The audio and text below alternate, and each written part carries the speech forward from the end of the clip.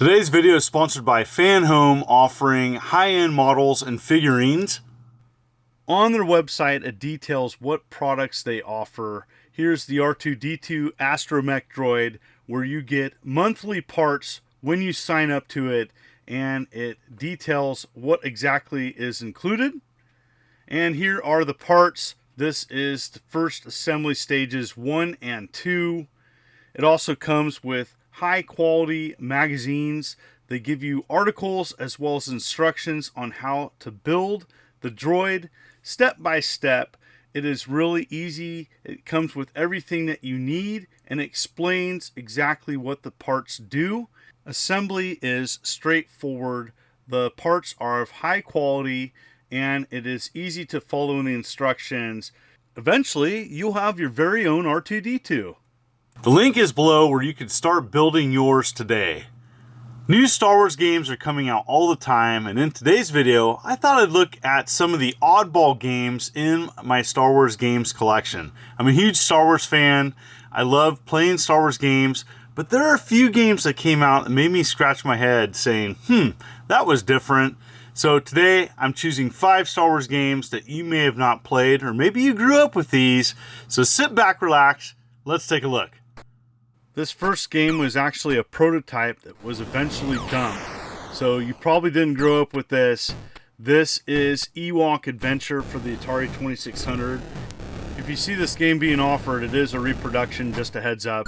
And you're flying around using an Ewok glider. You can change your altitude and you can capture vehicles which you take to the end stage to take out the Imperial bunker. Lots of fun. Cool sprites. This is well done, and for various reasons it wasn't released. Mainly I do believe because of control and how difficult it was. There isn't any in-game music, but this is playable online and well worth it. This is something that I didn't know existed for a long time, and eventually got to sit down and play this, and I actually enjoy it. So this is definitely the Star Wars game you may not know exists, but it's well worth, especially if you're a 2600 fan, going back and playing this game. It's nice to see that the prototype was dumped so that everybody can play and appreciate this. The Famicom got a different Star Wars game in '87. We didn't get a Star Wars game for the NES until '91. And this is very different than the movie. It takes some liberties where Luke is actually rescuing other characters. He's more proficient in the Force than in the movie A New Hope. And this might be a great time to go back and check out the strange release. As there's only one boss in the game, and it's Darth Vader, and he transforms into different creatures. I'm going to show you that. It is insta-kill too, so you don't have a health bar. Like many other Famicom games, very challenging and difficult. One-hit deaths makes this a very, very difficult game to beat. I'm just showing you here the first stage, but it's good. It's really good. Really fun to play. Just very challenging. Just know that when you go into this, you may want to play this with some save states, make it a little bit easier. But what I have played so far, I've really enjoyed, and it's one I actually have a English translation of this. I got a reproduction way later that has this in English.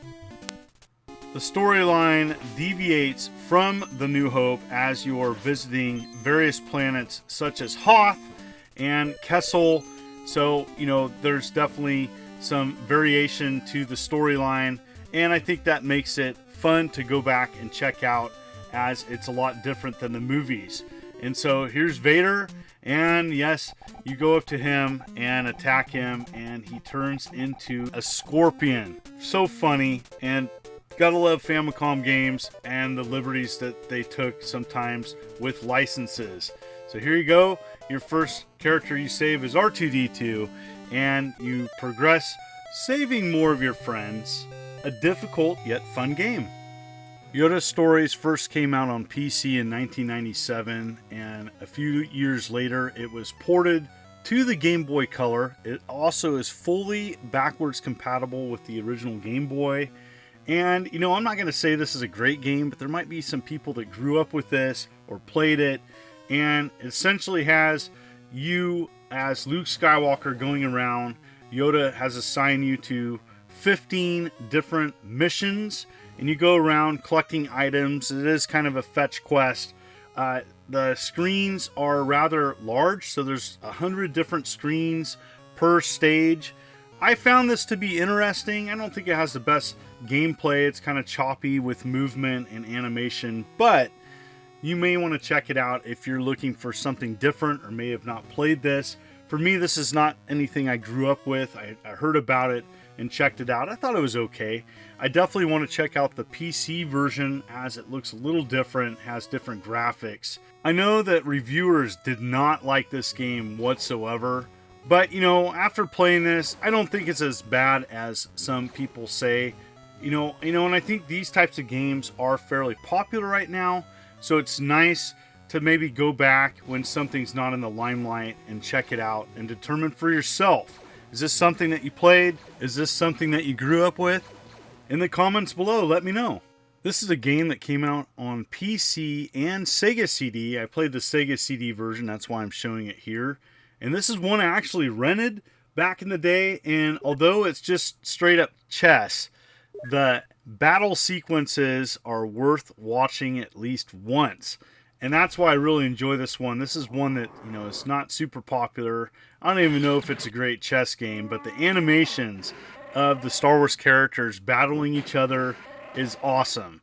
It's got great animation, and it's well worth at least checking out once. And if you're a chess fan, you may want to check it out as well. But I thought this one was pretty odd. One that, you know, I think people at the time would rather play classics such as X-Wing, TIE Fighter, Rebel Assault, which was on Sega CD as well. And that's what people were playing for Star Wars games. Not really this, but, you know, this is kind of a novelty, an oddity that I definitely want to share on this list because I think it belongs here. But I think that this always puts a smile on my face going back and checking out the action sequences of this basic chess game with Star Wars characters. Makes it a lot of fun, and you may want to check it out for yourself. As you know, going back and checking this out for this video, I really threw me back to my teenage years where I did rent this and check it out just for the action sequences. So yes, pretty fun. You know, now you have the internet where you can go and check out all the action sequences yourself or emulate this game. Have fun. Check it out, as I think it is an odd Star Wars title. This next release came after Starfighter and was often overlooked, and this is a Mario Kart clone called Super Bombad Racing. It has 8 featured characters from the prequel movies, but you know, it also has some cheats and hidden characters. But this is not a great racing game. It is flawed. Some would consider this a really bad Star Wars game. I think it's okay. I don't think it's great. I'd rather play Mario Kart. But if you're looking for something a little different, or want to play something you might have overlooked back in the day, I can't believe this came out over 20 years ago. And here it is. You know, there's different courses and tracks, and it plays very much like a Mario Kart game with weapon power-ups, short courses, branching paths. But, you know, is this the worst game of all time? No. It is definitely an oddity. This is one that I haven't checked out and played too much myself. Wasn't a real big fan. But you may want to check it out if you haven't already. It is a PS2 release and one that came out in 2001. So, also important to note that I guess there's several cover variations to this. So if you're a collector and want to get the different variations, I guess there are some. This is something that I've had in my collection a long time and got it used for a few bucks. But you may want to check it out. If you're a racing kart fan, you may enjoy this more than some. It wasn't well received. I'm not the biggest prequel fan, but you may be, and you may want to check this one out. So there you have it. Have you played any of these games? Do you remember growing up with these oddball Star Wars games? Comment below. And as always, thank you for coming to my channel. And if you like what you see, consider hitting that like and subscribe button and clicking the bell. as I'm uploading content every week. You folks are wonderful and beautiful. Let's keep it positive. This is the Immortal John Hancock, and you have a good day.